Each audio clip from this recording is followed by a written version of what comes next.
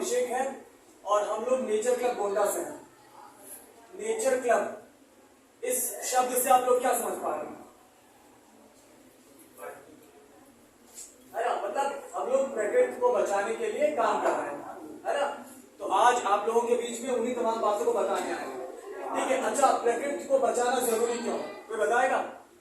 प्रकृति को या पशु पक्षियों को बचाना जरूरी क्यों? जो भी दिमाग में आए बताते जाइए।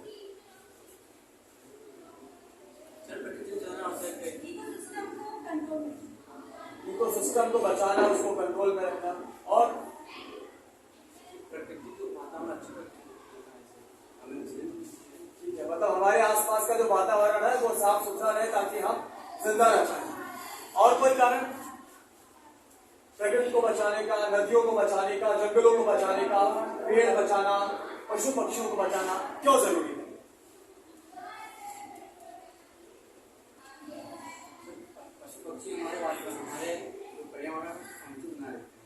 हमारे इकोसिस्टम को बैलेंस करने का काम कौन करते हैं? पशु पक्षी, पेड़ पौधे, मतलब प्रकृति के सारे घटक मिलकर करते हैं, तो इसलिए उनको बचाना जरूरी है। अच्छा, अगर इकोसिस्टम संतुलित नहीं रहेगा तो क्या प्रॉब्लम होगी?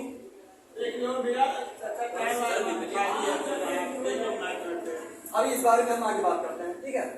तो सबसे पहले ये बताइए कि अभी भारत ने एक अंतरिक्ष यान भेजा चंद्रमा पर, है ना।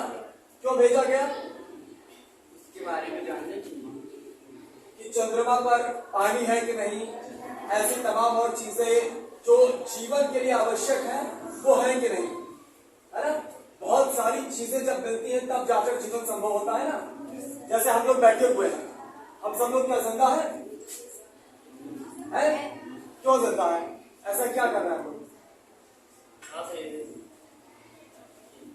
मतलब कौन कौन सी वजह है जिसके कारण जिंदा है? ऑक्सीजन और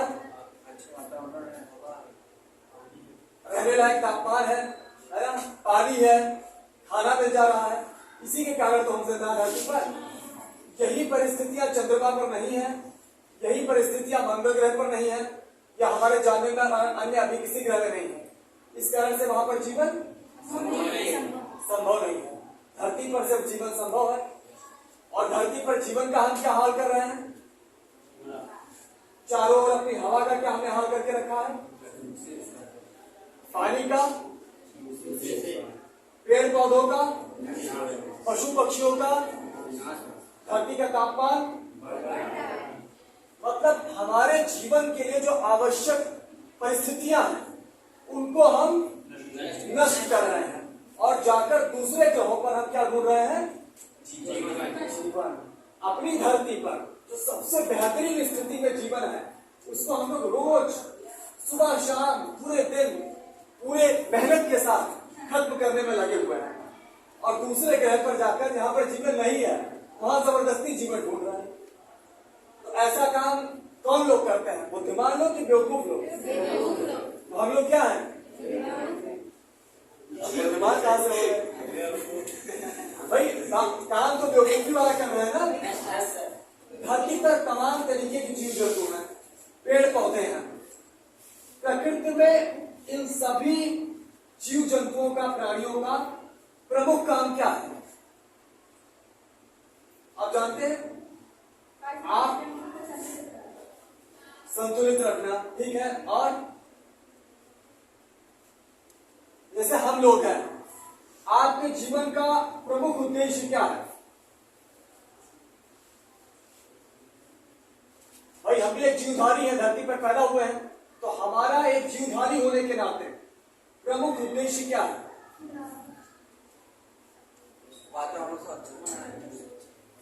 कुल मिलाकर अपने आप को बचाए रखना। और हम कैसे बचेंगे? जब हमारे आसपास की सारी प्रकृति जो है, पशु पक्षी जो है, नदी तालाब जो है, जंगल जो है, वो बचे रहेंगे, तभी तो हम बचेंगे। तो सभी प्राणियों का मूल उद्देश्य होता है कि वो अपने आप को बचाए रखें, इसीलिए वो अपनी पीढ़ी आगे बढ़ाते हैं ताकि उनके बाद उनकी आने वाली पीढ़ी जो है वो भी बची रहे, उनकी प्रजाति बची रहे और सारी प्रजातियां बची रहे, है ना। ये प्रमुख उद्देश्य है किसी भी प्राणी का। और हम सब लोग मिलकर किसी उद्देश्य के खिलाफ काम कर रहे हैं। हमें से कोई जीवन को बचाने के लिए काम कर रहा है? हम लोग सुबह से शाम तक प्रदूषण करते हैं, पानी बर्बाद करते हैं, पॉलीथीन का इस्तेमाल करते हैं, पशु पक्षियों को मारते हैं। हमारे तमाम चीजों के उपभोग के कारण अप्रत्यक्ष रूप से बड़े पैमाने पर धरती का विनाश किया जा रहा है। बाजार में जितनी चीजें हम खरीदते हैं, कहां से आती है वो चीजें? भाई धरती पे कहीं ना कहीं से। आज मैं एक उदाहरण देता हूं आपको, एक चम्मच का। एक चम्मच 10 रुपए का मिलता है, स्टील का चम्मच। अब उस चम्मच को प्राप्त करने के लिए कितना विनाश हुआ, इसके बारे में आपको बताता हूं। चम्मच किस चीज का बना हुआ है? स्टील का। स्टील किस चीज से बनता है? लोहे से। लोहा कहां पर है? धरती के अंदर, कहीं जंगलों के नीचे दबा है, कहीं पहाड़ों के अंदर दबा हुआ है। तो सबसे पहले हमको चम्मच के लिए क्या चाहिए? लोहा।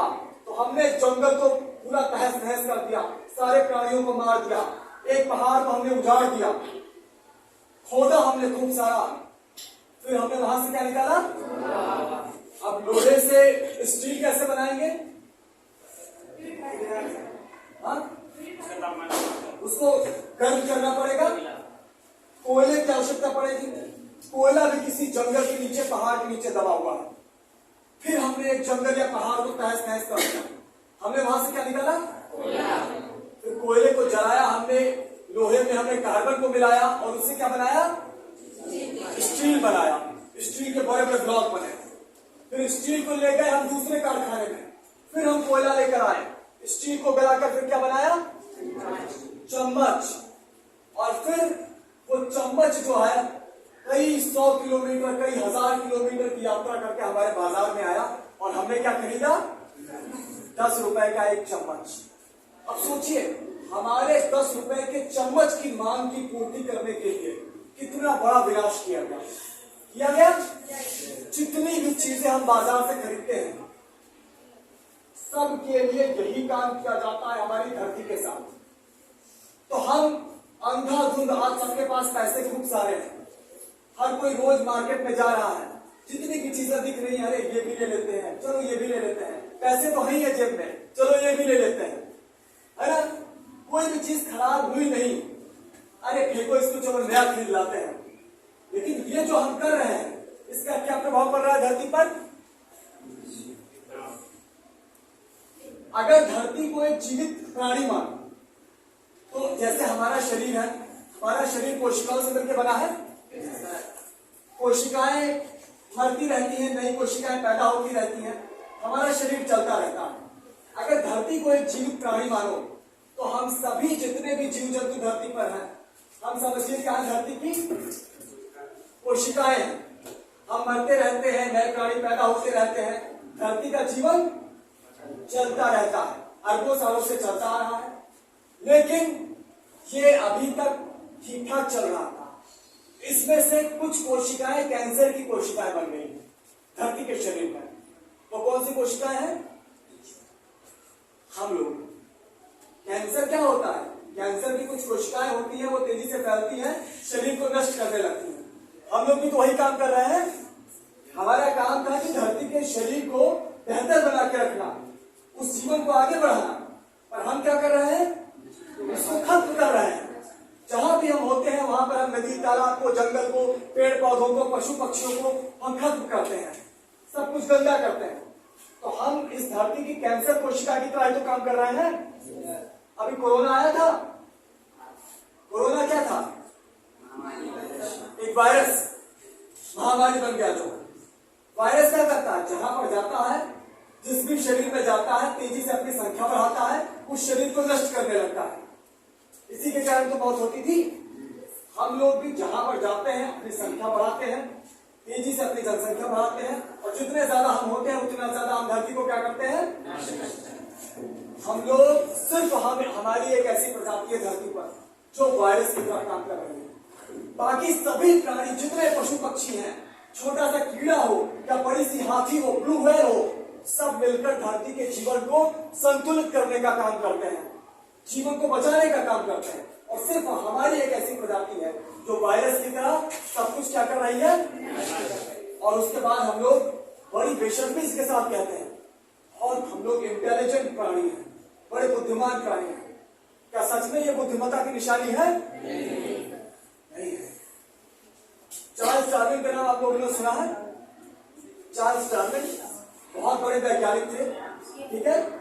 उन्होंने एक बार कहा कि धरती पर वो प्रजाति ज्यादा दिन तक अपने अस्तित्व को नहीं बचा पाएगी जो बहुत शक्तिशाली हो, और वो प्रजाति भी अपना अस्तित्व नहीं बचा पाएगी जो बहुत बुद्धिमान हो। सिर्फ वही प्रजाति अपना अस्तित्व बचा पाएगी जो इस प्रकृति के साथ चलना जानती है। डायनासोर हुआ करते थे धरती पर, वो हवा में भी थे, उड़ते थे, जमीन पे भी रहते थे, पानी में भी रहते थे, पूरे धरती पर उनका राज था। आज है वो बड़े शक्तिशाली थे, खत्म हो गए। हम लोग बड़े बुद्धिमान अपने आप को मानते हैं, पर हम जो कर रहे हैं, वैज्ञानिक बता रहे हैं कि धरती पर इस समय जीवन आपातकालीन स्थिति में पहुंच चुका है। हमारे पास कुछ दशक का समय बचा है धरती पर, हम ही खत्म हो जाएंगे। तो ये बुद्धिमान होकर, शक्तिशाली होकर अस्तित्व नहीं बचेगा। अस्तित्व बचेगा जब हम प्रकृति के साथ चलना, प्रकृति के अनुरूप अपने आप को ढालना शुरू करेंगे। तो हमें ये करना चाहिए। आपको क्या लगता है, आप किस लिए पैदा हुए हैं? धरती को नष्ट करके मर जाने के लिए? धरती को बचाने के लिए। इससे बड़ा कोई काम है क्या हमारा? कोई काम नहीं है। तो अगर हम सच में अपने आप को बुद्धिमान मानते हैं तो हमको क्या करना चाहिए? हमें अपनी धरती को बचाना भी नहीं है, खुद से बचाना है। आखिर किसी दूसरे से नहीं बचाना है, अपने आप से बचाना है, अपने तमाम कार्यों से उसको बचाना है। तो हम अपने आप को कंट्रोल करें, अपनी आदतों को कंट्रोल करें, हम जो तमाम चीजों का इस्तेमाल करते हैं उसको कंट्रोल करें, तब धरती बचेगी, तभी जीवन धरती पर बचेगा। ठीक है, बहुत मुश्किल दौर है। तो आप सभी लोग तैयार हैं? अब हम लोग एक एक करके कुछ बातें कर लेते हैं कि हमारे आसपास क्या समस्याएं हैं और उसका क्या समाधान हम लोग कर सकते हैं। एक बड़ी समस्या है हमारे सामने, गंदगी। हम सभी के घरों से कूड़ा निकलता है। कूड़े में सबसे ज्यादा क्या होता है? पॉलीथीन या अलग अलग तरह के प्लास्टिक, बिस्किट का रैपर हो गया, ऐसे सिंगल यूज प्लास्टिक। सरकार ने इसको गैर कानूनी घोषित किया हुआ है ना, फिर भी वो बन रहा है, बिक रहा है, हम खरीद रहे हैं, है ना। हम सभी लोग मिलकर लेकर आते हैं, खा तो लेंगे नहीं, उठा के फेंक देते हैं। आपको पता है प्लास्टिक अमर है, प्लास्टिक कभी खत्म नहीं होता है। वो हम फेंक देंगे, छोटे छोटे टुकड़ों में टूटेगा, इतने सूक्ष्म टुकड़ों में टूट जाएगा जिसको हम बोलते हैं माइक्रो प्लास्टिक, जो हम अपनी नंगी आंख से नहीं देख सकते हैं, पर वो हमारे मिट्टी में रहेगा, वो हमारे पानी में रहेगा। वैज्ञानिक बता रहे हैं कि आज प्लास्टिक हमारे खून में पहुंच चुका है, हमारे खून में भी प्लास्टिक तैर रहा है। पता है आपको कि जो जितना प्लास्टिक हम फेंकते हैं, ये टूटता है, ये मिट्टी में जाता है, ये पानी में जाता है, वही पानी हम निकाल कर पीते हैं, उसी मिट्टी में हमारा खाना उगता है, हर जगह ये पहुंच चुका है और इसकी मात्रा बढ़ती जा रही है। ये हमें खत्म कर रहा है। तो हमें इसका इस्तेमाल करना चाहिए? हम किसका इंतजार कर रहे हैं कि इस प्लास्टिक को हम बंद करेंगे? नेताओं का इंतजार कर रहे हैं। अधिकतर नेता जो है पढ़े लिखे हुए हैं, उनको कोई फर्क पड़ता है किसी से? खाली पैसे भरने में लगे हुए हैं वो। और अगर हमको लगता है कि वो लोग हमारे धरती के जीवन को बचाएंगे, तो ये क्या समझदारी हुई? तो हमको खुद आगे बढ़ना होगा कि नहीं? और अगर एक बड़ी संख्या लोगों की अगर जागरूक हो जाए तो उन नेताओं को भी विवश होना पड़ेगा सही काम करने के लिए। भाई अगर नेता हमारे घर वोट मांगने आए, हम बोले कि भाई पर्यावरण को बचाओगे तो वोट देंगे, हर व्यक्ति यही बोले, तो उनको पर्यावरण के लिए काम करना पड़ेगा कि नहीं, सोचना पड़ेगा कि नहीं? पर आजकल जरूरी मुद्दे कोई भी नहीं सोचता। क्यों? क्योंकि हम वो प्रश्न ही नहीं करते हैं। तो पहले हमको खुद बदलना है अपने आप को, इसके बाद हमें इसकी आवाज भी उठानी है। समझ रहे हैं ना? तो क्या पॉलीथीन का इस्तेमाल किए बगैर हम जीवित नहीं रह सकते हैं? मुश्किल से 20, 25, 30 साल से इसका इस्तेमाल हो रहा है। इससे पहले हमारी हजारों पीढ़ियां धरती पर रह चुकी हैं, उन्होंने कभी इस्तेमाल किया? अगर उन्होंने किया होता तो आज चारों तरफ खाली प्लास्टिक दिख रहा होता। उन्होंने नहीं किया तभी आज हम जिंदा बचे हुए हैं। हम कर रहे हैं तो आगे कोई जिंदा नहीं बचेगा, हम खुद मर रहे हैं उससे। तो हमें इसका इस्तेमाल बंद करना है। किस किस तरह के प्लास्टिक का इस्तेमाल हमें बंद कर देना है आज से ही, बताइए किस किस तरह के प्लास्टिक का? पॉलीथीन का, पन्नी छिल्ली जिसको बोलते हैं, इसका इस्तेमाल करेंगे हम लोग। तो सब्जी कैसे लाएंगे? झोला ले जाना भूल गए तो सब्जी नहीं ले जाएंगे, वापस घर आएंगे झोला लेकर जाएंगे और आदत डालेंगे कि हम नहीं भूले, घर से जब भी निकले तो हमारे साथ झोला हो। चीनी किस चीज में लाएंगे? छोटे छोटे लिफाफा फट जाएगा, है ना, छोटे छोटे थैले आप सिलवा लो कपड़े के, है ना, पुराने कपड़े जो पुराने शर्ट वगैरह है उनके छोटे छोटे थैले सिले जा सकते हैं। दुकान पे जाओ, कह दो भाई हमको पन्नी मत देना, हमको इस झोले में देना, ठीक है, उसमें लेकर आया जा सकता है। पन्नी में लाना शर्म की बात है कि झोले में लाना शर्म की बात है? वो पन्नी जो हमें बर्बाद कर रही है, हमारी धरती को बर्बाद कर रही है, हमें उसमें शर्म आनी चाहिए कि नहीं? ये कविता सुनाता हूं मैं।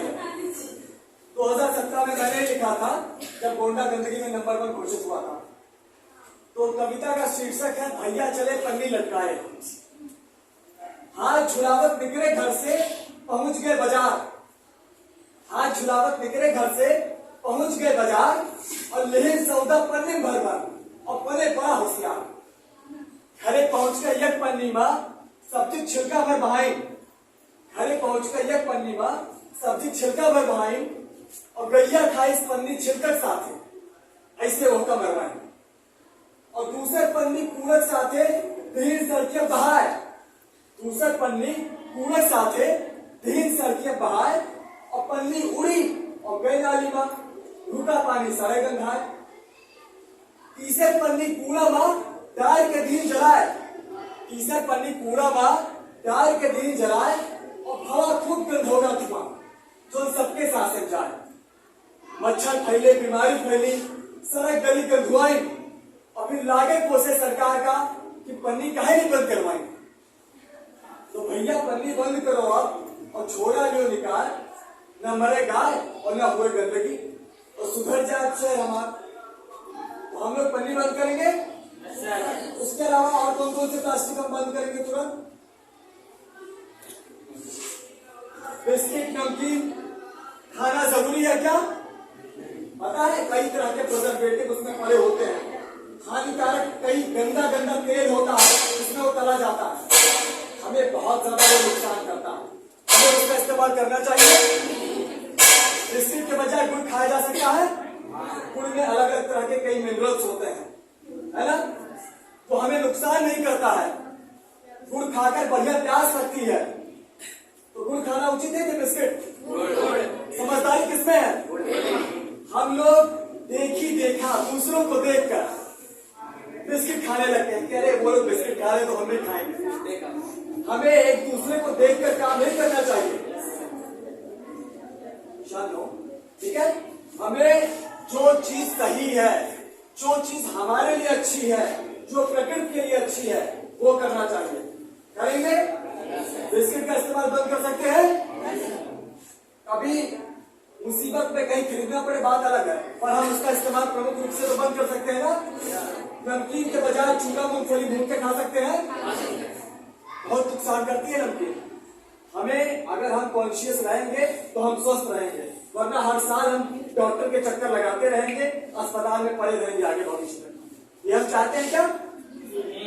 तो हमें बिस्किट, नमकीन भी और ऐसी तमाम चीजें जो प्लास्टिक में पैक होकर आती हैं, यथासंभव हमें उसका इस्तेमाल, हमें कोशिश करना चाहिए कि वो चीजें जो प्लास्टिक में पैक होकर नहीं आ रही है हम वो ले लें। जैसे मसाले हैं, मसाले हम खड़े भी खरीद सकते हैं ना, वो ज्यादा शुद्ध होते हैं। जरूरी है पैकेट वाले मसाले लाए? नहीं जरूरी है। आटा जरूरी है पैकेट वाला लाए? चीनी जरूरी है पैकेट वाली लाए? सूजी जरूरी है पैकेट वाली लाए? हम सारी चीजें खुली और ज्यादा शुद्ध खरीद सकते हैं, सस्ती चीज पा सकते हैं। तो हम वो कर सकते हैं। थोड़ा समय लगेगा कि भाई किसी और दुकान पर जाना पड़ सकता है, मार्केट में जाना पड़ सकता है, हो सकता है घर के बगल ना मिले, और इतना किया जा सकता है कि नहीं? करेंगे तो धरती बचेगी, वरना हम लोग ले भी देंगे धरती। ठीक है, तो प्लास्टिक, सिंगल यूज प्लास्टिक का इस्तेमाल बंद करेंगे, फेंकेंगे उसको नहीं। अगर कभी ज्यादा प्लास्टिक आपके घर आता है, एक बॉटल ले लीजिए, ठीक है, जैसे ये बॉटल है, कोई पुराना बॉटल, और जो भी आपके यहाँ एक्स्ट्रा प्लास्टिक आ जाए उसको बोतल में भरते रहिए। आप पता है, अगर एकदम प्लास्टिक आप बंद कर देंगे तो महीने भर में अब ये एक बोतल आपकी प्लास्टिक से नहीं भरेगी। एक साथ जब भर जाए टाइट तो ढक्कन बंद कर दीजिए।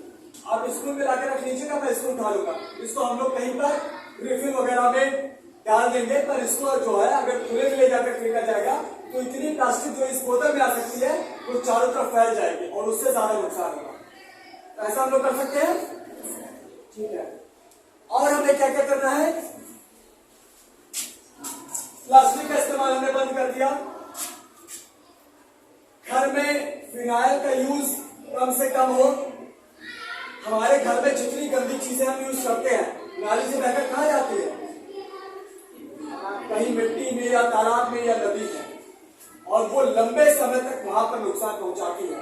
तो ऐसी हानिकारक चीजों का प्रयोग अगर हम ना करें या बहुत कम से कम करें तो बेहतर रहेगा। डिटर्जेंट होता है, बड़े पैमाने पर डिटर्जेंट का जो हमारे घरों में इस्तेमाल होता है वो नालियों से बहकर तालाबों और नदियों में जाता है, और बहुत पूरे तरीके से। आपने कभी यमुना की फोटो देखी होगी, आप कभी टेढ़ी नदी चले जाएं जहां पर गोंदा के नाले मिलते हैं, आपको वहां झाग तैरते हुए दिखेंगे। पता है वो झाग कहां से आते हैं? हमारे घरों से जो डिटर्जेंट, साबुन, शैम्पू हम इस्तेमाल करते हैं वो वहां पर बड़े बड़े झाग बनाता है, और वहां पर किसी तरह के जीव जंतु पनप नहीं पाते हैं। तो इसका इस्तेमाल भी हमें कम करने की आवश्यकता है ना।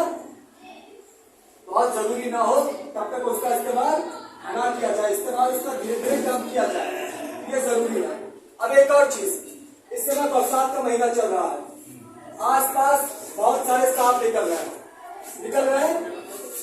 आपको पता है अधिकांश जो सांप हमारे आसपास पाए जाते हैं वो बिल्कुल भी विषधर नहीं है, बिल्कुल भी विषधर नहीं है। मैं कुछ सांपों की आपको तस्वीर दे रहा हूं।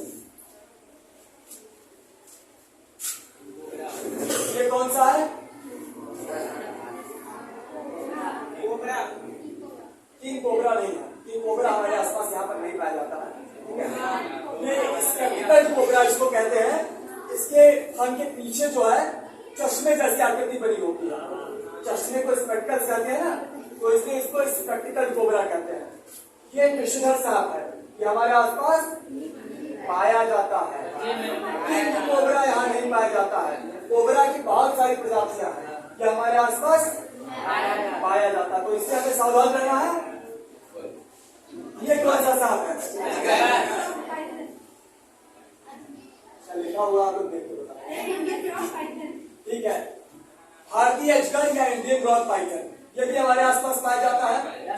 इसमें विष होता है? बिल्कुल भी नहीं होता है ना। पर जो बड़ा अजगर है कई बार हमको लपेट सकता है, छोटे बच्चों को, हमें बड़े लोगों को निगल तो हमको बिल्कुल नहीं सकता है। ठीक है, हमारी हड्डियां चौड़ी होती हैं, तो हमारी हड्डियां चौड़ी होने के कारण उसके मुंह में नहीं जा सकती है। ठीक है, तो निगल तो नहीं पाएगा, लेकिन हमको लपेट के हमारा दम घोड़ सकता है। तो फिलहाल इससे दूर रहे, पर ये हमारे जो नुकसानदायक प्रमुख रूप से नहीं है। ये कौन सा सांप है?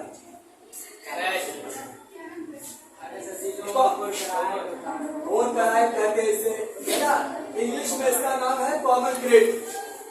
ठीक है, ये भी एक विषधर सांप है और सबसे खतरनाक यही है। ये पता है रातों में निकलता है। ये इतना बड़ा भी होता है, लंबा भी हो जाता है ना। छोटे जो होते हैं उनमें ज्यादा विष होता है, हमें इससे बचने की आवश्यकता है। इसकी पहचान क्या है? ये चमकीले काले रंग का होता है और दो दो सफेद छल्ले पास पास होते हैं, दो छल्ला फिर दो छल्ला फिर दो छल्ला। ठीक है, ये पतला सा भी होता है, जब छोटा होता है, बड़ा होता है तो इतना मोटा तक हो जाता है। ठीक है, तो इससे बचना है। ये दूसरा विषधर सांप है जो हमारे आसपास पाया जाता है। ठीक है, अब देखो ये कौन सा है?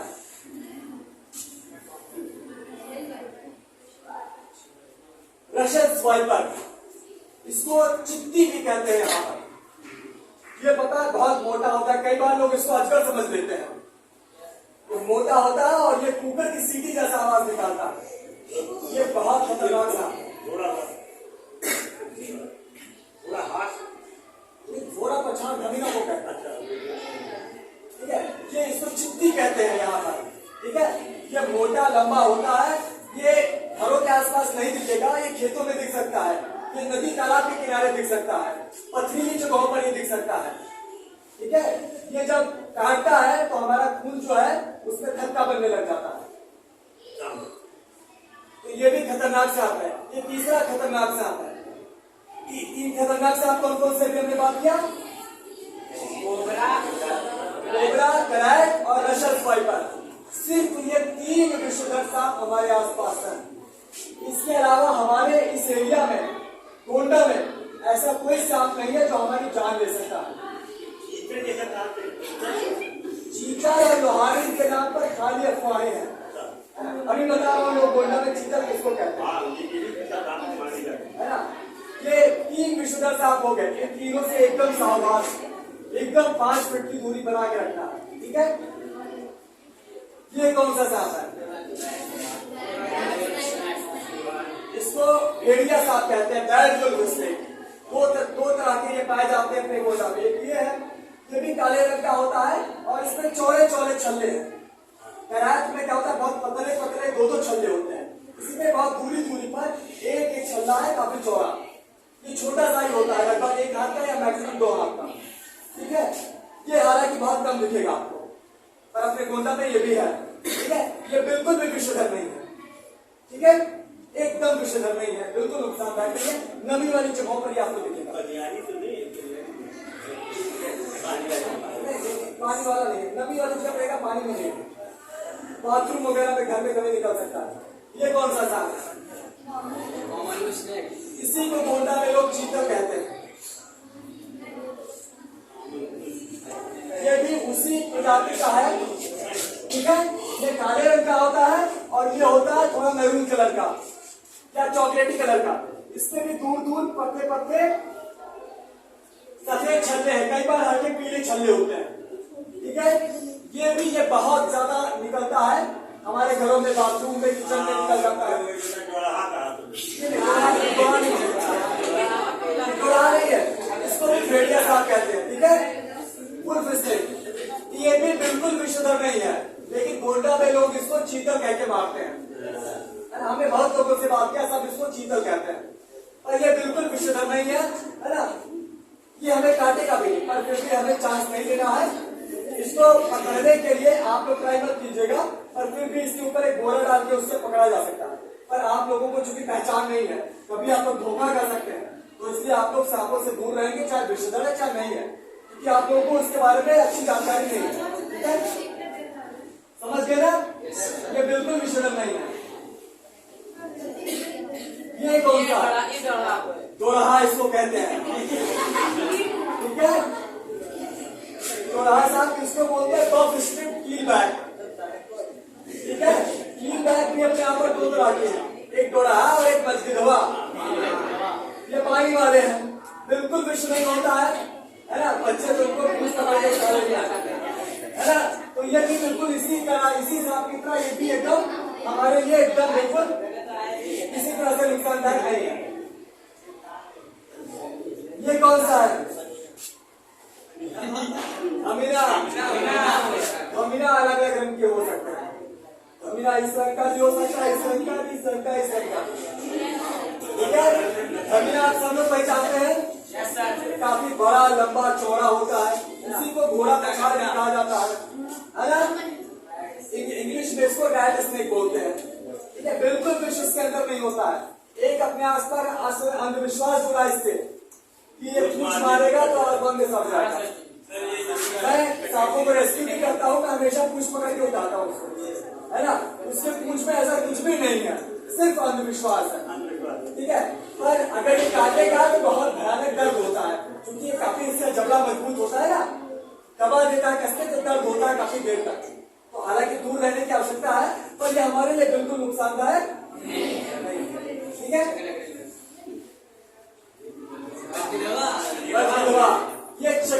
बैक है। तो यहाँ को बफ स्ट्रिप कील बैक कहते हैं, इसको चेकर्ड कील बैक। ये मजबूत है, बिल्कुल विष नहीं होता है, पानी पे रहता है ज्यादातर, है ना, बिल्कुल नुकसानदायक नहीं है। दो मुंह किसी का नहीं होता है। ये है ब्राह्मणी ब्लाइंड स्नेक। इसको ये घरों में निकलता है, बहुत छोटा सा होता है, हमारे हाथ के बराबर। इसका मैक्सिमम साइज इतना बड़ा है कि कुछ लोग इसको केचुआ भी समझ लेते हैं, कुछ लोग इसको नाक का बच्चा कह देते हैं। ये अंधा होता है, पता है, और इसका मुंह इतना छोटा है कि हमको काट ही नहीं सकता है। ये चींटी के अंडे खाता है। अब सोचिए कितना इसका छोटा मुंह होगा, चींटी का अंडा, ठीक है, बिल्कुल विषधर नहीं है, एकदम सीधा है।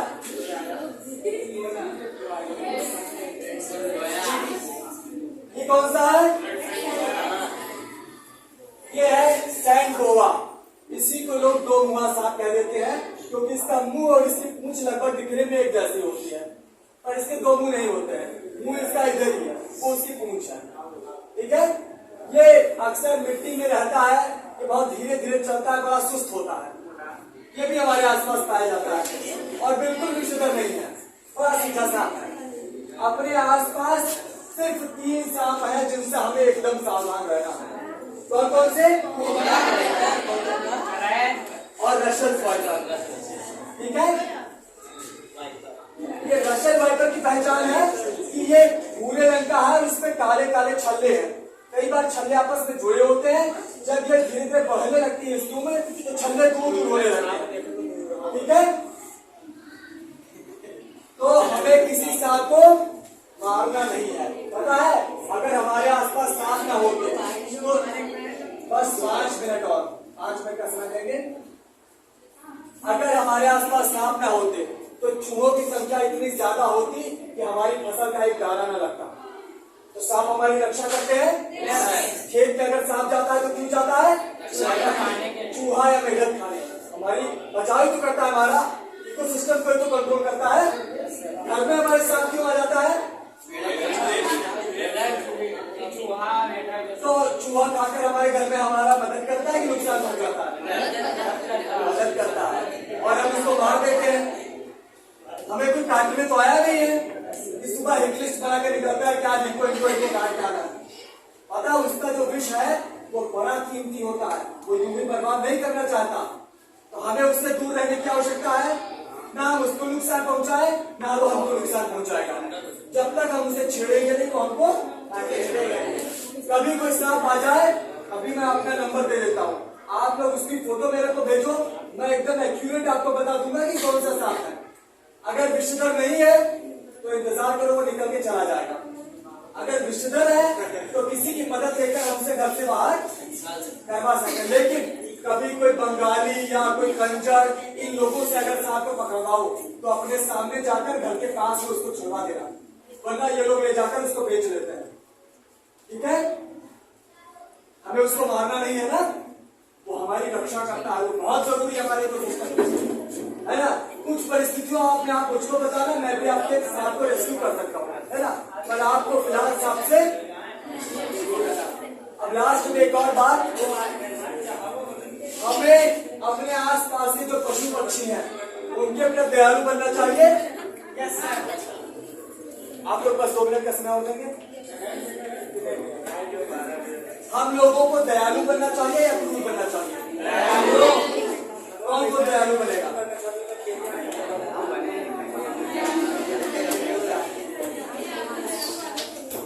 हमें किसी तरह से किसी भी पशु पक्षी को नुकसान पहुंचाने की आवश्यकता है नहीं है। हमें नुकसान पहुंचाना चाहिए नहीं पहुंचाना चाहिए। आप लोग ये काम करेंगे, नुकसान पहुंचाएंगे नहीं पहुंचाएं। अच्छा, हम लोग किस किस तरह से पशु पक्षियों को नुकसान पहुंचाते हैं, किस किस तरह से हम उनके ऊपर क्रूरता कर रहे हैं? एक से पहले शांत, एक एक करके बोला, एकदम शांत, सभी लोग मुंह पे उंगली रखो पहले। अब एक एक करके बोलो, किस किस तरह से हम जानवरों के ऊपर क्रूरता कर रहे हैं?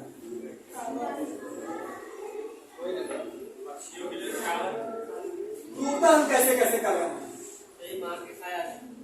मार के खा जाते हैं। ये भी क्रूरता है। हमारे पास पर्याप्त मात्रा में दालें, अनाज, फल, सब्जी है, हमें किसी प्राणी को मारने की आवश्यकता है नहीं है। और कैसे हम जानवरों को नुकसान पहुंचा रहे हैं? उससे कोई नुकसान नहीं है, वो सिर्फ भ्रांति है। ठीक है। और बताओ, चिड़ियों को नुकसान हो रहा है क्योंकि हम पेड़ काट रहे हैं, उनके पास घोंसला बनाने को जगह नहीं है। वो टावर पर जानते हैं क्यों बैठती हैं? टावर पर अक्सर चिड़िया बैठे देखे होंगे, क्योंकि सारे बड़े पेड़ हमने काट दिया है। चिड़ियों को ऊपर बैठना होता है और उनको सबसे ऊंचा मिल रहा टावर। ठीक है। और किस तरीके से हम नुकसान पहुंचा रहे हैं पशु पक्षियों को?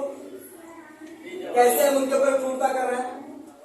दो खिड़की रस्सी में बांध के रखते हैं पूरे जीवन। हमको कोई वैसे बांध के रखे पूरे जीवन, कैसा लगेगा? और अच्छा लगेगा?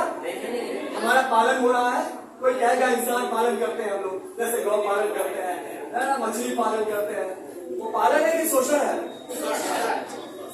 इतनी बड़ी रस्सी में बांध कर, या 8 फीट की रस्सी में भी बांध दे, वो पालन है कि शोषण है? पैदा होते ही गाय के बच्चे को हम रस्सी में बांध देते हैं, 1 दिन के बच्चे को। बताओ क्यों? कहीं नहीं जाएगा अपनी माँ को छोड़ के, ताकि कहीं अपनी माँ का दूध न पी ले। उसके हिस्से का दूध हमको निकालना है। दूसरे की माँ, दूसरे के बच्चे का दूध किसको निकालना है? और इसलिए पैदा होते ही उसको रस्सी में बांध देते हैं, एक नन्हे से नवजात बच्चे को। अच्छा काम करते हैं।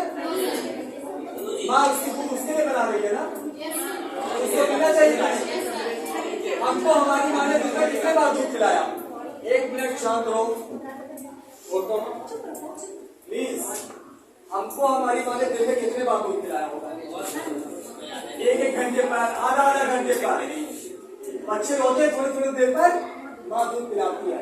और गाय के और भैंस के बच्चे को कितनी बार दिन में खोला जाता है उसकी माँ का दूध? वो भी जरा सा दूध पीते ही पिला रहे। अगर हमको हमारी माँ का सिर्फ 2 टाइम जरा सा दूध पीने को मिलता तो हमारा पेट भरता? वो बच्चा कुछ और खा सकता है? पूरे दिन बेचारा भूखा रहता है। माँ रस्सी में बंधी उसकी तरफ देखा करती है कि अपने बच्चे को प्यार करे, दूध पिलाए। बच्चा माँ की तरफ देखा करता है कि माँ हमको प्यार करे। हम नहीं करने देते हैं, हम उस माँ की ममता का शोषण करते हैं। क्यों? क्योंकि उसके बच्चे के हिस्से के दूध की लालच, खोया, दही, पनीर, मक्खन, इसकी लालच किसको है?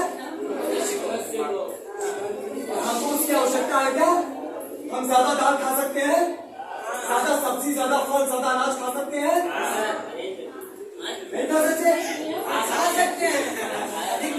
हममें से कितने लोग, पता है, अगर हमको इस उम्र में दूध की आवश्यकता होती तो हमारी माँ हमको आज भी दूध पिला रही होती। क्या हमारी माँ हमको आज दूध पिलाती है? क्योंकि हम बड़े हो चुके हैं, हम दूध पीते बच्चे नहीं रहे, हम नवजात बच्चे भी नहीं रहे, और बछड़े पड़े तो बिल्कुल नहीं है। तो सबसे बड़ी चीज, हमें एकाएक हम बंद नहीं कर पाएंगे, पर हम बछड़े को ज्यादा दूध पीने दे सकते हैं। हम कहीं डेयरी पर दूध खरीदने जाते हैं, कितनी क्रूरता लोग करते हैं। पता है, बछड़ा पैदा हुआ 6 महीने में बछड़े को सड़क पर छोड़ देते हैं, फिर वो बेचारे गाड़ी से कुचल कर मरते हैं, कहीं ब्लेड के तार में कट के मरते हैं, कहीं जाके गौरक्षक केंद्र में उनको भूख से मारा जाता है। हम रोज सुबह जाते हैं गौरक्षक केंद्र में, 60 जानवरों को रोज खिलाते हैं। अपने पैसे का 20 किलो चोकर रोज लेकर जाते हैं, 2 बोचरी लेकर जाते हैं, क्योंकि बेचारे वहां भूखों मर रहे हैं। और ये सिर्फ एक गौरक्षक केंद्र है, अकेले गोंडा में 174 है, पूरे उत्तर प्रदेश में 6800 गौरक्षक केंद्र है। सारे जानवर वहां रोज भूखों मारे जा रहे हैं, लाखों की संख्या में जानवर। जानते हो क्यों? जबरन एक के बाद एक गाय भैंस को जबरन उसको गर्भवती बनाकर उसका बच्चा पैदा करवाते रहते हैं। एक गाय का उसके 15-16 साल में उसके 8-10 बच्चे पैदा करवा देते हैं। किसी का सामर्थ्य है 15 साल में 8-10 बच्चा पैदा करवा के सबको रखकर खिलाने का? है किसी का सामर्थ्य? किसी का नहीं है। नतीजा, ऐसे हम सारी कसाई को बेचते हैं। आपने छुट्टा साल छुट्टा गाय देखी है? कभी छुट्टा भैंस आपने देखा जो किसी की ना हो? जबकि ज्यादा लोग भैंसे रखते हैं। कहाँ जाती है सारी भैंसें? सारी जाके काटी जाती है। सारे उनके 6-6 महीने के नर बच्चे पड़े हम कसाई को बेचते हैं। अच्छा काम करते हैं। और ये होता क्यों है? क्योंकि हम दूध की लालच में जबरन उनकी जनसंख्या बढ़ाते हैं। करने की आवश्यकता है हमको ये? आप लोग अगर 1 कटोरी दाल खाते हो, 2 कटोरी खाना शुरू कर दो, सुबह अंकुरित अनाज खाना शुरू कर दो, फल खाना शुरू कर दो। दूध में क्या होता है? Calcium, protein. गाय को कैल्शियम प्रोटीन कहां से मिलता है? कहां से? पेड़ पौधों से। आप लोगों ने विज्ञान पढ़ा है, खाद्य श्रृंखला के बारे में पढ़ा है, उत्पादक और उपभोक्ता पढ़ा है आप लोगों ने। खाद्य श्रृंखला में उत्पादक कौन है? खाद्य श्रृंखला में हमारे उत्पादक कौन है? सिर्फ पेड़ पौधे। जंतु के उत्पादक हैं सारे एमिनो एसिड्स जिनसे प्रोटीन बनता है, उसका निर्माण से कौन करता है? सारे विटामिन जो एसेंशियल है उनका निर्माण कौन करता है? मिनरल्स, कैल्शियम, आयरन, जिंक, ये पेड़ पौधे जमीन से अवशोषित करते हैं। गाय हो, मुर्गी हो, बकरी हो, सारा प्रोटीन, सारे विटामिन, सारे मिनरल को कहां से पाती है? जो जरूरी वाले हैं। बाकी हमारा शरीर कुछ विटामिन को खुद बनाता है, कुछ एमिनो एसिड को खुद बनाता है ना। जो नहीं बनाता वो सिर्फ पेड़ पौधे बनाते हैं, कोई जानवर नहीं बनाता उसको। तो क्यों ना गाय को खिलाकर उसका शोषण करने की बजाय सीधे पौधों से लिया जाए? शोषण रुकेगा गाय का, भैंस का। हमारे शहर का क्या नाम है? उल्टा किन शब्दों से मिलकर बना है? ये गाय की जमीन थी और आज गाय का क्या हाल है? नर्क से भी बदतर स्थिति में गाय आज है हमारे कारण। उनकी जमीन हमने कब्जा करके उनको नर्क में पहुंचा दिया। अच्छा किया? ऐसे ही बेचारी मुर्गियों को पूरे जीवन पिछड़े में बंद करके रखा जाता है। कितना बुरा व्यवहार उनके साथ किया जाता है। बचपन में हम सभी लोगों ने कविता सुनी है, मछली जल की रानी है, जीवन उसका पानी है। और मछलियों के साथ कैसा व्यवहार हम लोग करते हैं? तो कुल मिलाकर हमें सुनिए, हमें दूसरों पर उंगली नहीं उठानी है, हमें अपने आप से प्रश्न करना है। हम सारे लोग पशु पक्षियों पर क्रूरता कर रहे हैं, प्रत्यक्ष रूप से या अप्रत्यक्ष रूप से, खुद करें या पैसे देकर दूसरे से करवाएं, किसी सामान के लिए करते हैं। हमें वो बंद करना होगा। जो व्यवहार हम अपने लिए नहीं चाहते हैं, एक बार हम सोचे कि जो उस गाय, भैंस, भेड़, बकरी, मुर्गी, सूअर के साथ हो रहा है, अगर वो हमारे साथ हो तो अच्छा लगेगा? जो हमें अच्छा ना लगे वो दूसरों के साथ भी है। और जब ऐसी भावना हमारे अंदर आएगी तभी धरती खुशहाल हो पाएगी, तभी धरती पर शांति आएगी, तभी हम इंसानियत की बात कर पाएंगे, है ना। वरना हम आतंकवादियों जैसा ही तो व्यवहार कर रहे हैं। उन प्राणियों के लिए हम क्या है? हमें ये नहीं बनना, दयालु बनना हमको प्रकृति की रक्षा करनी है, हमको एक बुद्धिमान प्राणी बनना है। जितनी बातें आज हुई हैं, आप लोगों से निवेदन है सारी बातों पर फिर से ध्यान दीजिएगा, ठीक है। आप लोग नेचर क्लब फाउंडेशन, अभी मैं पैम्फलेट आपको दे रहा हूँ। आप लोग सोशल मीडिया पर अगर यूज करते हैं, फेसबुक, इंस्टाग्राम, यूट्यूब, तो आप जुड़ सकते हैं। ऐसी तमाम जानकारियां हम वहां भी साझा करते रहते हैं। आज का जो ये वीडियो तैयार हुआ, ये भी मैं अपलोड कर दूंगा, आप लोग दोबारा देख सकते हैं, ठीक है। बस आप लोगों से यही निवेदन है कि आप लोग इन तमाम चीजों के बारे में जागरूक हो जाएंगे। मैं दोबारा मिलूंगा आप लोगों से और पूछूंगा कि आपने क्या परिवर्तन लाया, ठीक है।